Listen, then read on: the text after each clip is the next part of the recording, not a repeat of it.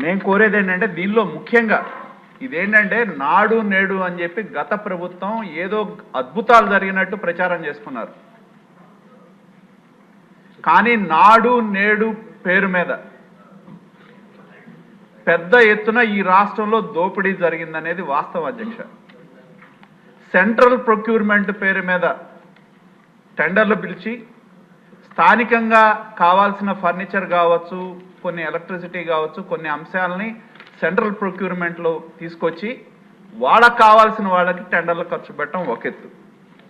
రెండోది అధ్యక్ష, ఇందాక చెప్పినట్టు ఏదైతే ఫేజ్ 1 కింద తీసుకున్న స్కూల్స్లో దాదాపు ఫేజ్ 1 కింద 15,000 స్కూల్స్ తీసుకున్నారు, ఫేజ్ 2 కింద 22,000 స్కూల్స్ తీసుకున్నారు అధ్యక్ష.